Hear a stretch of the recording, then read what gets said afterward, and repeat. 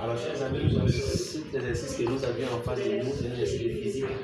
On nous demande de nommer ici les dipoles qui sont là, ce sont les appareils physiques. Donc, on nous demande de les nommer ainsi que de donner la formule de tension qui en découle. C'est un exercice très capital qui vous aidera souvent à résoudre l'exercice en RNC. Alors, le premier dispositif physique que nous avons ici, c'est un conducteur ohmique, aussi connu sous le nom de résistant. Donc, je mets ici le conducteur ohmique. Le résistant ou le conducteur ohmique est un dipôle électrique. On sait que le résistant a une caractéristique très importante.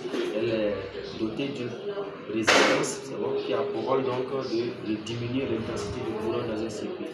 Donc, le résistant qui est là a tout simplement l'expression du produit entre la résistance du conducteur ohmique multipliée par l'intensité du courant qui traverse le circuit. En d'autres termes, c'est l'expression de la loi d'Ohm qui est N. Ce que nous avons ici, c'est aussi un dipôle électrique qu'on appelle le condensateur. Donc ça, c'est le symbole du condensateur. Le condensateur est aussi un dipôle électrique, mais là, l'expression de la tension du condensateur, c'est U tout simplement qui est tout simplement égal à 1 sur C multiplié par la charge électrique. Alors, C c'est quoi? C'est la capacité du condensateur, et puis c'est la charge minimale, si je peux le dire, du condensateur. Alors, on peut aussi avoir l'expression de U qui est tout simplement moins 1 sur C. Alors, là, l'expression, l'une est positive et l'autre l'expression est négative. Tout dépend, donc tout laisse à savoir si le condensateur se charge ou se décharge.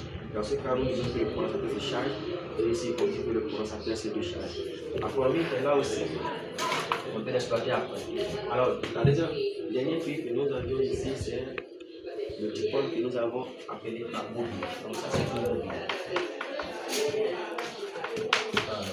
Donc, c'est une bobine. On sait que la bobine est munie d'une résistance interne qui a donc aussi pour rôle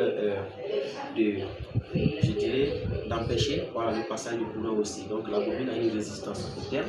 Donc dans le cas où la bobine possède une résistance interne, l'expression de la tension qui en découle, vous voyez donc la fonction contre électromotrice, donc plus R. Dans le cas où la bobine est munie d'une résistance interne, ça veut dire qu'il y a un cycle de alors que nous savons que la force contre l'électromotrice, c'est tout simplement le moyen facteur. Et la force électromotrice, c'est l'inductance de la bobine multipliée par la variation par rapport à donc plus en R. C'est-à-dire que la tension de la bobine, c'est tout simplement, donc quand le moyen vous passe à l'élève, on a ici l'inductance de la bobine par rapport à l'élève plus en R. Donc voici l'expression de la tension de la bobine. Mais si la résistance interne de la bobine est nulle, on dira que c'est tout simplement l'inductance multipliée par la variation de I par rapport à K. Merci.